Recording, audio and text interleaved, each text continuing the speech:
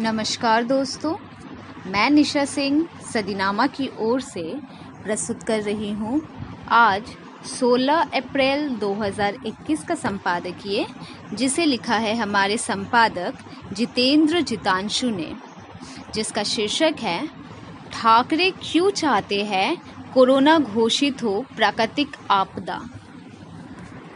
प्राकृतिक आपदा तो प्राकृतिक प्रदत्त होती है, जिससे जनसमूह का विशेष क्षति होती है, परंतु स्वार्थी लोग आपदा में भी सेवा के नाम पर स्वास्थ्य सिद्ध कर लेते हैं। कोरोना को भी ठाकरे साहब प्राकृतिक आपदा केंद्र सरकार द्वारा घोषित करवाना चाहते हैं। इसी विषय को आज के संपादकीय में स्पष्ट किया गया है। आइए शुरू करते हैं आज का संपादकीय।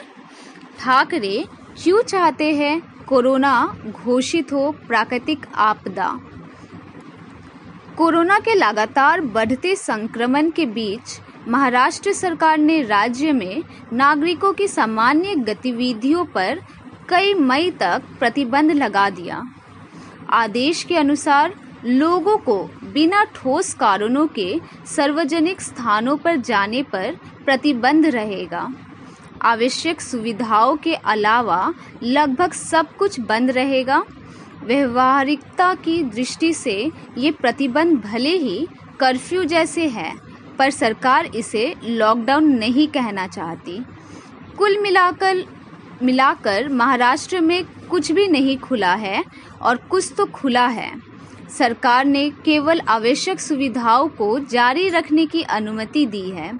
इसके अलावा धारा 144 का भी सहारा लिया है, जिसे 15 अप्रैल की रात से लागू करके 1 मई तक रखा जाएगा। पिछले पूरे वर्ष भर कोरोना के रोज आने वाले नए केस में महाराष्ट्र का योगदान किसी से छिपा नहीं है।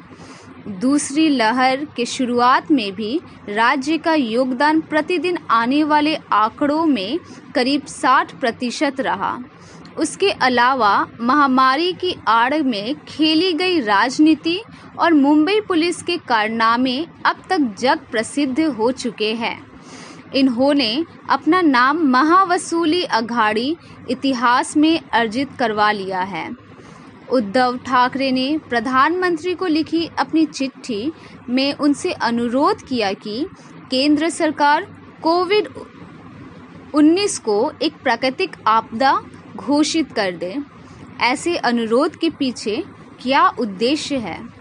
यदि केंद्र सरकार कोविड-19 को प्राकृतिक आपदा घोषित कर दे, तो राज्य सरकार के लिए SDRF state disaster relief fund में इकट्ठा हुए करीब 4,200 करोड़ रुपए को खर्च करने का रास्ता खुल जाएगा।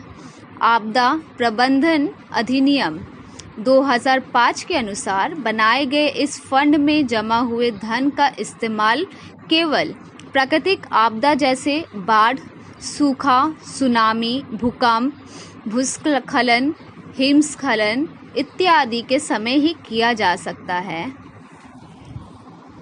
कानून के अनुसार इस फंड में केंद्र सरकार का योगदान 75% और राज्य सरकार का योगदान 25% रहता है। नियम के अनुसार जब तक केंद्र सरकार इस महामारी को प्राकृतिक आपदा नहीं बताएगी, तब तक राज्य सरकार फंड में जमा हुए राशि का इस्तेमाल नहीं कर सकेगी। ऐसे में क्या मुख्यमंत्री ठाकरे को अनुमान है कि उनकी बात मानकर यदि केंद्र सरकार इसे प्राकृतिक आपदा घोषित कर देती है, तो उस अंतर्राष्ट्रीय मान्यता को कितनी बड़ी ठेस लगेगी जो विश्व समुदाय ने पिछले 1 वर्ष में स्थापित की है। देश में राजनीतिक लड़ाई लड़ते हुए हम बार बार क्यों भूल जाते हैं कि इन लड़ाई में उपजे बयानों का लाभ पाकिस्तान या चीन पहले भी उठाते रहे हैं, और महाराष्ट्र सरकार ने वसूली कांड से ये साफ दर्शा दिया है कि इन्हें हजम करना और ढक्कार ना लेने की कला में पारंगत हासिल है। इसलिए मुख्यमंत्री को वसूली से ज़्यादा अपने राज्य के लोगों के प्रति समर्पण ही शोभा देता है।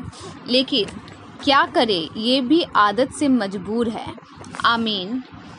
तो दोस्तों, ये था आज का संपादक जितेंद्र जितांशु द्वारा लिखा संपादकीय।